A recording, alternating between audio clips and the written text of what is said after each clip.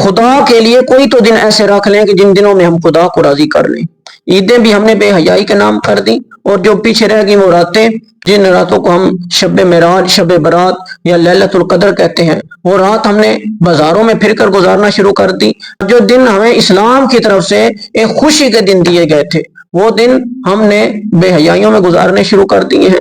وہ دن ہم نے عام حالات سے زیادہ ان میں بے حیائی پھیلانا شروع کر دی ہے۔ آپ دیکھیں، جب ہمارے نوجوان عید کے دن مسجد میں آتے ہیں، یہ انتظار کر رہے ہوتے ہیں کہ مسجد میں نماز کب ختم ہوگی۔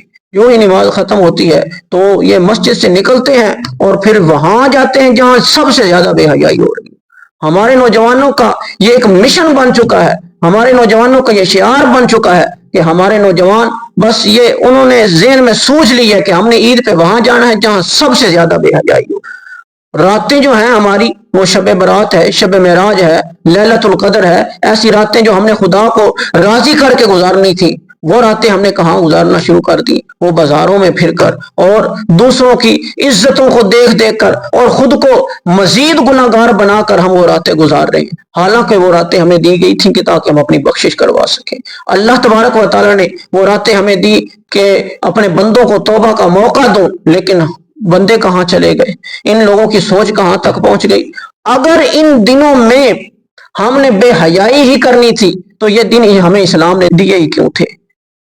جب نبی کریم صلی اللہ علیہ وآلہ وسلم نے دیکھا کہ مدینہ والے 2 دن گزارتے ہیں جن دنوں کو وہ اپنے عید کے دن کہتے تھے، وہ کھیل اور کود میں گزارتے تھے، تو نبی کریم صلی اللہ علیہ وآلہ وسلم نے جواباً کیا فرمایا کہ اسلام نے تمہیں ان سے بہتر دن دیے۔ وہ دن یہی تھے کہ اسلام نے ہمیں دیے ہیں تاکہ ہم اللہ تعالیٰ کو راضی کر سکیں، ہم اس طرح گزار سکیں جس طرح خدا اور اس کا رسول راضی ہے۔ اور اگر ہم نے اسی طرح ہی گزارنے تھے تو پھر ہمیں کیوں یہ دن دیے گئے؟ وہ پھر مدینہ والے جو مناتے تھے وہ دور جاہلیت والے دن، تو وہی گزارتے رہتے، ہم تو اس سے بھی آگے نکل گئے۔ یہ ہمارا حال چکا ہے۔ اب تم دیکھو کہ عید کا دن آتا ہے، جو ہمارے پاکستان میں چینل چل رہے ہیں یا باہر جو اسلامی ممالک میں چینل چل رہے ہیں، اس میں کیا حالت ہے؟ وہ چینل بے حیائی پھیلا رہے ہیں کہ نہیں پھیلا رہے؟ عید والے دن کیا وہاں بے پردگی ہو رہی ہے کہ نہیں ہو رہی؟ وہاں پر بے پردہ عورتیں ناچ رہی ہیں کہ نہیں ناچ رہی؟ وہاں پر گانے ہو رہے ہیں کہ نہیں ہو رہے؟ سب کام ہو رہے ہیں۔ خدا کے لیے اللہ سے ڈرو۔ یہ جو کام ہم نے شروع کر دیا ہے، یہ کام ہمارے لیے بہت زیادہ نقصان دہ ہو سکتا ہے۔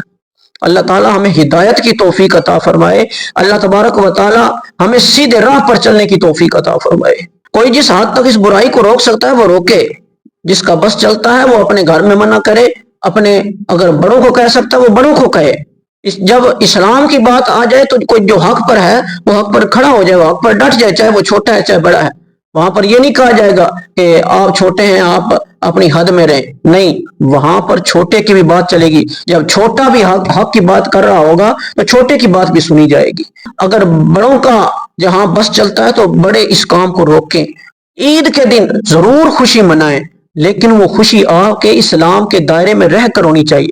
آپ دیکھیں اب جو بقرہ عید ہے، جو اب اس عید پہ کئی نوجوان یہ انتظار کر رہے ہیں کہ عید آئے اور ہم گوشت کھا کر، میری زبان پر اب جو لفظ آ رہا ہے میرا دل کر رہا کہ میں اسے اپنی زبان سے ادا کروں۔ لوگ انتظار کرتے ہیں کہ ہم شراب پیئیں گے گوشت کھا کر۔ دیکھو یہ کیسی مسلمانی ہے۔ وائے ناکامی متائے کارواں جاتا رہا، کارواں کے دل سے احساس زیاں جاتا رہا۔